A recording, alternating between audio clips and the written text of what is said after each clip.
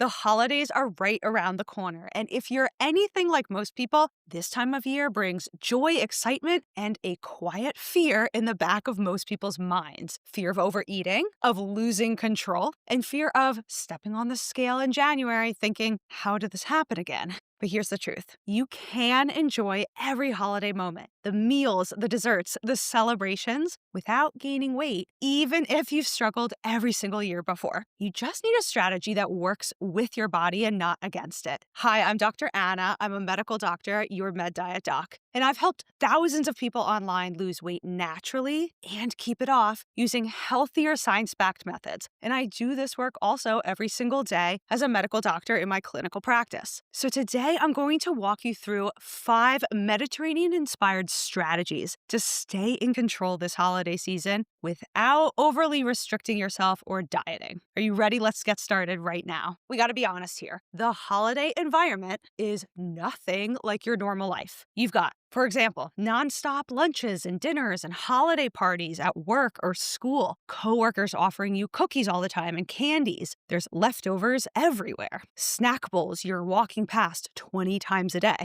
Then there are the emotional triggers, the nostalgia, this cultural pressure to just take a bite of this, try a little bit of that, if you know what I'm talking about. So if you try to handle all of this with the same strategy you use on a random Wednesday in April, for example, well, you'll be absolutely overwhelmed. And so this is not really your fault if this is happening to you, because this is not really a lack of your willpower or your ability to just try to take care of yourself. It's in fact the environment around you this time of year. It is engineered to make all of us eat more. So what we have is actually a strategy problem, not a discipline problem. And today I'm going to give you the strategies that you need to make this successful. Real quick, guys, if you want the full Mediterranean weight loss framework that I teach to thousands of people, I'll be hosting a free live webinar soon. There's a link below this video where you can register and get your seat. The spots are limited. And in this live webinar, I'm going to be guiding you step by step through what actually works. And it all stems from my work every day as a medical doctor. All right, now let's get into these 5 strategies for the holidays. So strategy number 1, well, this is to eat fewer meals on those big meal days. So I know this can sound shocking to some of you, but it's actually completely normal and considered healthy. So if you know you're going to be having a major holiday meal, maybe it's Thanksgiving for you, maybe you're at your Christmas lunch or your Christmas dinner with your family or whatever holiday you celebrate, you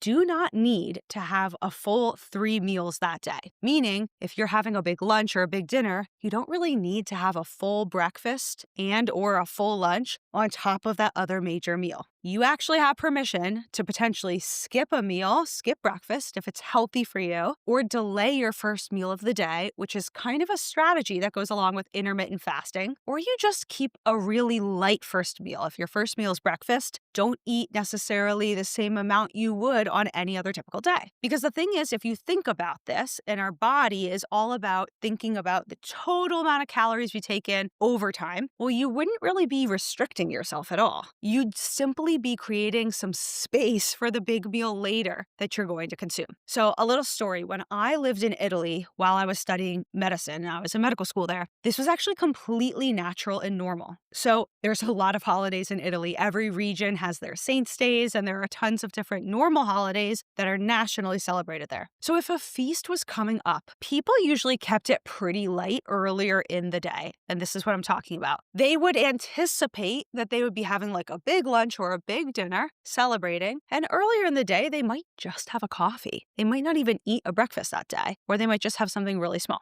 Now, obviously, you need to know if this is something that would work for you and your body, and so consult your own personal doctor in terms of tweaking things up, but just recognize this is a typical rhythm that's part of Mediterranean cultures, and it may be why they tend to stay so healthy in the long term. It's not really considered dieting. I'd argue it's just kind of smart meal timing. Okay, so tip number 2 or strategy number 2 for avoiding weight gain at the holidays is to just avoid all the grazing. So what do I mean? Now, this is where a lot of people actually unintentionally get trapped into that weight gain during the holiday season. It's because of all the grazing that's actually happening between the meals. It's not the meals themselves. So I have a quick story about this because I feel like my family kind of perfected this. So when I was younger, every Thanksgiving, we always went to my grandparents' house. And it was this huge ordeal. We had a very early dinner. Dinner for us on Thanksgiving Day was usually mid-afternoon. But before that was the real danger. It wasn't really the holiday meal itself that caused people so much distress. Now, it was wonderful and it was tasty, because here's what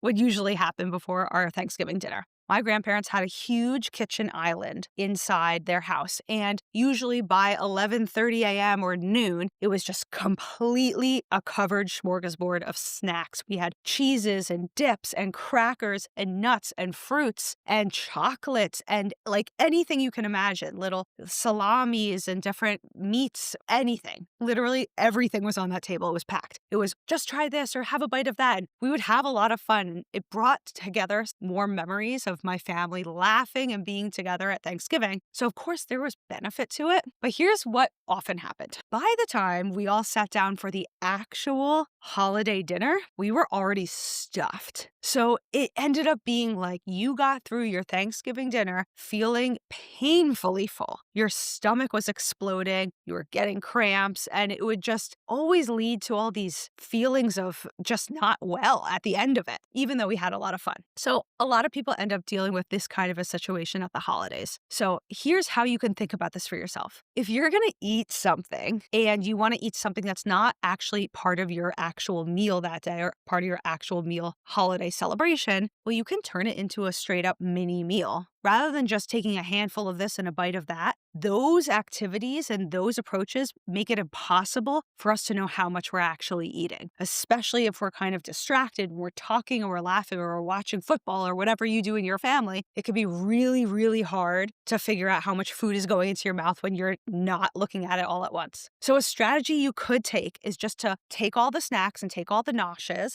and put them on a plate. Sit down, enjoy it intentionally, because you're still going to be able to enjoy everything you love. It's just not going to be in that unconscious manner. And the unconscious eating is where so many of us get trapped. All right, now we're ready for strategy number 3. So this is to keep a beverage in your hand like almost at all times. So what am I talking about? So this is one of the simplest, most underrated tools when it comes to holiday eating and just parties in general that involve food, because most of the grazing is actually just a sensory experience. Like our hands want something to do, our mouth wants something to do. And truthfully, if we're not really ready to eat or we're not even hungry or we know the meal is coming, your body's not desperate for you to start eating right away. You almost just need to have something going on to kind of fill up your cup in maybe an emotional sense. So what you could do is keep a drink with you at all times. Let it be water or sparkling water. Some people like tea or coffee, like hot beverages, even herbal tea. Maybe you're celebrating with a festive punch. Or if you do drink alcohol, it could be like a glass of wine, champagne. Some people have a beer. Some people make a cocktail. I'm not necessarily advocating for everybody to drink alcohol, but you have to decide what your holiday vibe is. Now, a drink is often occupying that empty sensation that you might be having in your mouth or in your body. And especially if you're talking a lot, you're probably getting thirstier than you even realize. And so this often will reduce that random snacking. If we have a drink in our hand or we have a glass of water nearby, then we're not necessarily eating when our body's actually thirsty.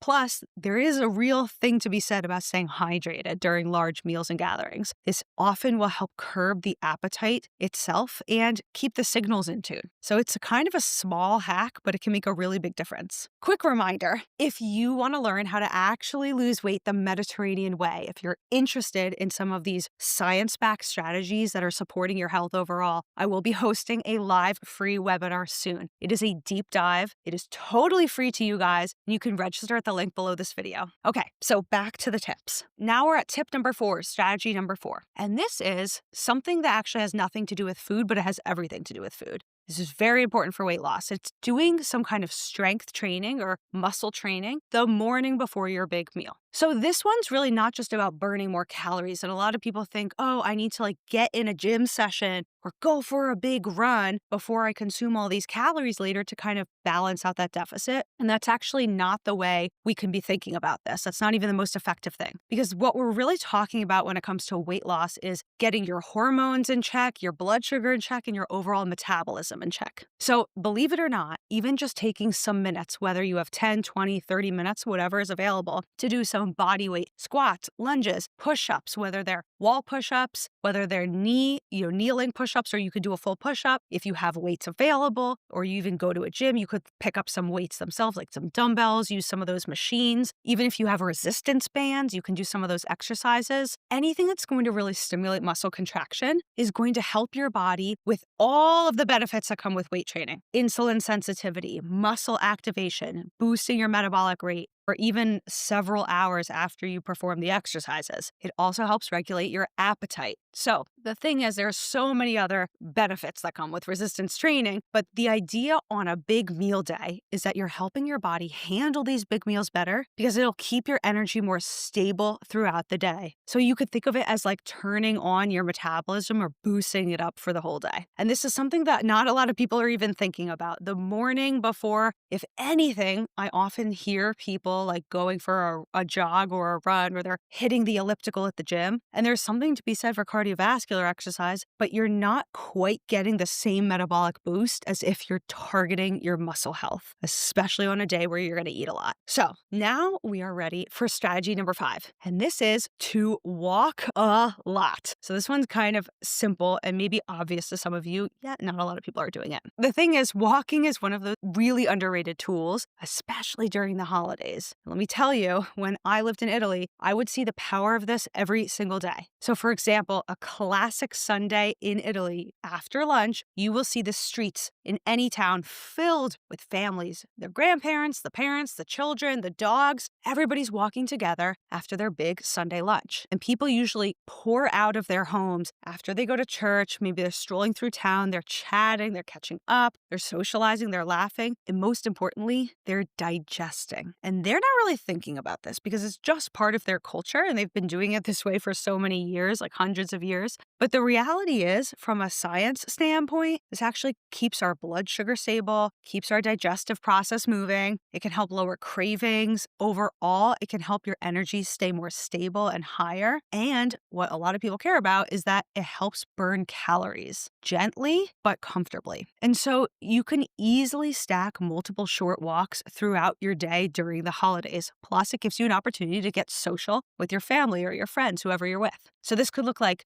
a morning walk right before you eat anything for the day, first thing in the morning. Could be 10 minutes after breakfast. You could also then take 10 minutes after your lunch. Maybe if you're having kind of just a early dinner, the way my family used to do Thanksgiving, it would be like a 3 p.m. dinner. Well, if you're just having that one major meal of the day, maybe you're going to go for a little walk before and then a longer walk after. Even just a light evening stroll at the very end of your day to tie it in. Because if you only do one thing this holiday season, I encourage you to consider adapting this one to your daily routine. Just walk as much as you're comfortable, as many times as you can. It actually makes a huge difference. Okay, I know I've already gone through 5 strategies for the holidays, but I'm going to give you a bonus tip if you're still with me in this video. You get this extra little 6th one. So in terms of weight loss, something that's super underrated, but we know is extremely important, is to prioritize sleep. So sleep is actually one of the biggest weight regulation tools there are. And usually for a lot of folks, it gets kind of wrecked during the holidays. Some people, they don't sleep a lot in their regular day-to-day routine, and this is their opportunity to sleep in. So it depends on where you're at.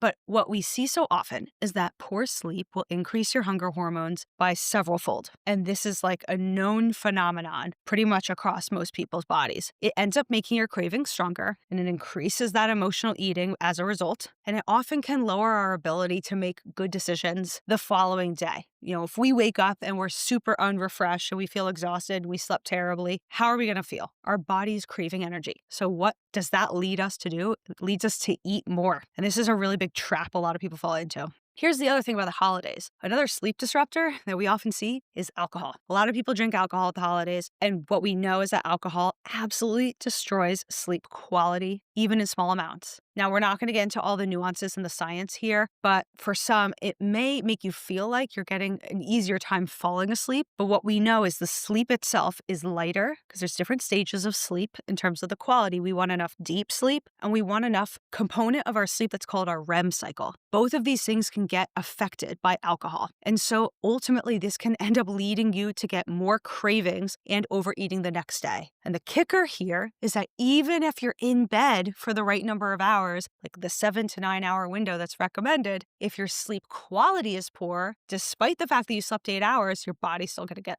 a negative effect. And that is tricky for most people to understand. So during the holidays, of course, you want to aim for that 7 to 9 hours of being asleep, but all the classic things still apply. You want your bedroom to be cool, you limit the screen time before bed, and please be mindful of alcohol. If you are somebody who tends to drink during the holidays, just, think about how that might also be affecting your overall sleep quality, and that in turn will also maybe impact how much weight you gain during the holiday season. So you got to know yourself and talk to your doctor if you have personal questions. Because overall, the more you can think about this and the more adaptations you can make, the more your metabolism is going to thank you. So there you have it. These are the 5 and actually 6 Mediterranean strategies to help you sort of avoid that excess weight gain during the holiday while still enjoying your food and staying in control, but you're not overly restricting yourself. You're not overly dieting. And again, if you want to go deeper into this, if you like this content, you will love joining me during my free live webinar where I'm going to give you lots of Mediterranean weight loss strategies. Again, this class is totally free for you, and there is a link to register below this video. And if you're ready, just keep the learning going. I have tons more information on this YouTube channel. Jump into my next video, and I'll see you in there.